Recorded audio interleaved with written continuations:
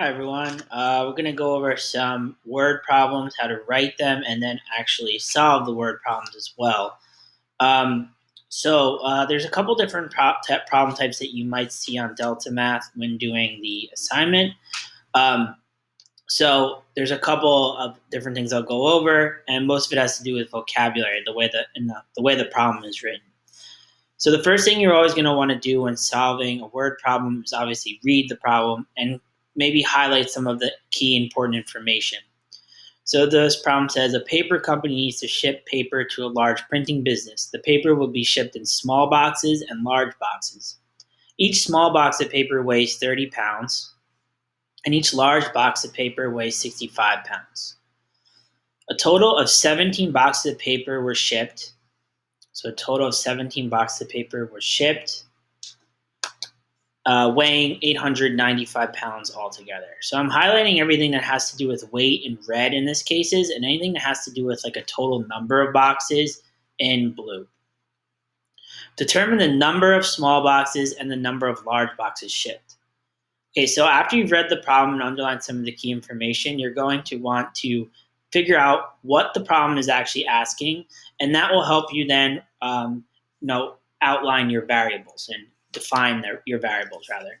So this problem is asking you to determine the number of small boxes shipped and the number of large boxes shipped. So we're going to assign two variables. You can use any letters. A lot of people like to use letters that represent the things in the problem. So I'm going to use S and L in this case. So S is the number of small boxes. Okay? It's the number of small boxes because that's what the question is asking for, the number of small boxes. It's giving you the weight, so it's not the weight of the small boxes, it's the number of them. And then L would therefore be the number of large boxes. Okay? So now you're going to want to write a system. A system means two different equations. So the first equation is going to be for total weight. So total weight. And the second equation will be for the total boxes. So it's two separate equations. One's for total weight and one's for total boxes. So the total weight, I'd like to kind of work backwards when I do these. I know the total weight from this third sentence, the fourth sentence. A total of 17 boxes of paper were shipped weighing 895 pounds altogether. So I know the total weight is equal to 895 total. Okay? So the weight of the small box is 30 pounds. So if I wanted to find the total weight of all the small boxes, I would multiply 30 times the number of small boxes. So in this case, we don't know the number of small boxes. We know it's S. We're going to say 30 times S. And this represents the total weight, right? Just the weight of the small boxes. Right? The total weight of the small boxes. But we also have large boxes, so we have to include that to get our total. So the weight of the large box is 65 pounds. So if I want to find the weight of all of the large boxes, I multiply 65 times the number of large boxes. In this case, we don't know it. It's L. So we call it L because we don't know it. And this is the weight of the large boxes. So now that we have our equation for total weight, we also have to write a second equation to represent the total amount of boxes that we have. So it says here a total of 17 boxes of paper. So we had a total between small boxes and large boxes of 17. Okay, we don't know the combination. That's what we're going to have to figure out. But we can say that S, the number of small boxes, plus L, the number of large boxes, equals a total of 17 boxes. Okay, so now that I have my equation set up, I'm going to have to solve. Okay, so here's my equations, and I'm going to just get rid of some of this extra stuff here so I can write. better. So I'm going to get rid of all this. And this. Okay. So I'm going to have to solve in some way. And you can choose. You can use substitution, you can use elimination, or you could use graphing. So it depends. You could use what you're most comfortable with. But I like to vary it based on the type of problem. So whenever I see the variables lined up vertically like this, I like to go with elimination personally.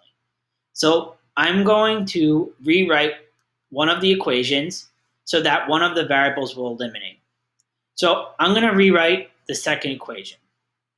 So I'm going to do that by multiplying each side of the equation by something that will make the coefficients of the first equation and the second equation the same. So you can choose to eliminate S first or L first. It depends on your preference. I'm going to choose to try to eliminate the small boxes first. So I'm going to multiply this equation by 30 on both sides. So I'm going to bring this one down just as it is. And I'm going to run out of room. So I'm going to write it over here somewhere. Second. So it would be 30S plus 65L equals 895. And then 30 times S is 30S. 30 times L is 30L. And 30 times 17, I don't know that in my head. I'm going to do it on my calculator. 30 times 17 is 510. So now I'm just going to subtract the equation just like I would with any elimination problem. 30 minus 30, that cancels out. 65 minus 30 is 35L. And then 895 minus 510 is 385, I believe. Yep. So now I'm going to divide by 35. And I don't know this in my head either, so I'm going to do it on my calculator. So 385 divided by 35 is 11. So 11 large boxes. And now I'm going to have to find also the number of small boxes because I need small boxes and large boxes. So you choose which equation you want to substitute into. Obviously, the second equation in this case is a lot easier because there are no coefficients. So we have S plus L equals 17. L we know is 11, so S plus 11. I'm substituting L with 11 and just solve. So subtract 11 on both sides of the equation to get S is equal to 6. So we have to, we should always write this as a sentence. So we could say the paper company shipped, and it would be 6 small boxes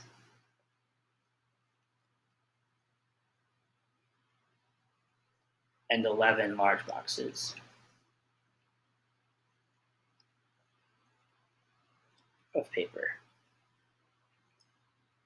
So 6 small. I think on Delta Math, you put them into little boxes on the screen. So 6 small boxes and 11 large boxes of paper.